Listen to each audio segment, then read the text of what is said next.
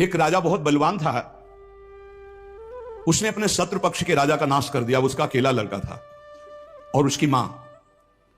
अब हर समय शत्रु पक्ष का राजा इस चाल में रहता था कि उस बालक को मार दें तो निष्कंटक अधिकार। और उसकी मां बड़ी भागवत थी, रात दिन भजन करती, भगवान से प्रार्थना करती कि भगवान मेरे बालक की रक्षा करना।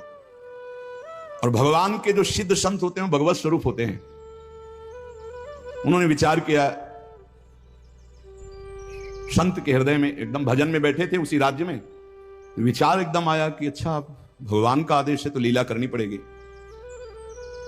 और लीला का उस समय इंतजार करने लगे। तो जो राजा बलवान था, जिसने शत्रु पक्ष के राजा को मारकर उसके लड़के को मारने को ठाना था, उसकी राजकुमारी थी, उसके स्वयंवर की रचना की जब बात आई, कमंडल उठाया, लंगोटी कस के बांधी कमर में, पहुंच गए दरबार में। और वो परिचित थे तपस्या और उनके भजन से।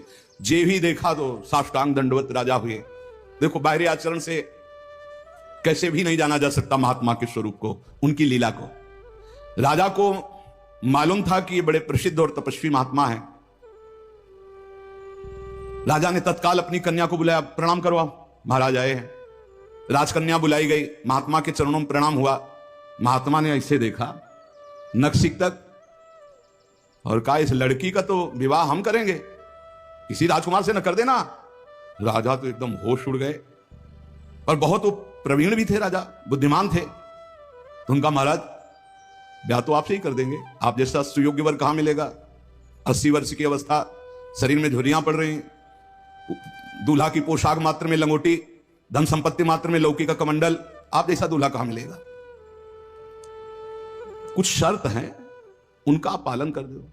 गए अपने तिजोरी से इतने बड़े बड़े मोती दो लाए। बोले ये हमारे पूर्वजों के द्वारा एकत्रित किए हुए 2 मोती हैं, 108 मोती ले आओ। पहली शर्त, राजकुमारी का ब्याह आपके साथ। देख रहे थे, हालत देख रहे थे। महात्मा ने कहा, हाँ हाँ 108 क्या होते, ले आएंगे। बोले मोती देख लो। बोले लाओ, जब साथ रहेंगे तो उसी नाप के ले आएंगे।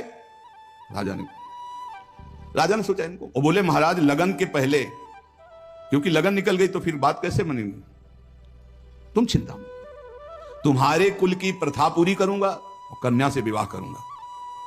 पर एक बात ध्यान रखना, अगर विलंब हो जाए तो किसी के साथ पाणी ग्रहण नहीं कर देना, नहीं तो जो आ गया। दूसरे से ब्याह की सोचना भी मत। अब राजा ने कहा जैसी आ गया। उन्होंने सोचा महात्मा मोती लेके जाएंगे, 2-4-6 दिन घूमेंगे, निराश होकर वापस आ जाएंगे। उनको क्या पता था कि जो भगवान के दास होते बड़े जिद्दी स्वभाव के होते हैं। अब वो ऊंचे दर्जे के सिद्ध